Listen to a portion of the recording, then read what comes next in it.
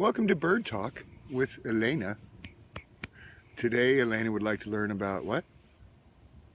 The African gray parrot? African gray parrot, yeah.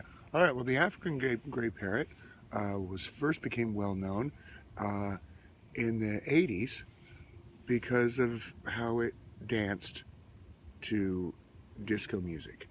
No! Come on! Okay, African gray parrot was first discovered in South America, strangely enough, by a guy named Tom African. False.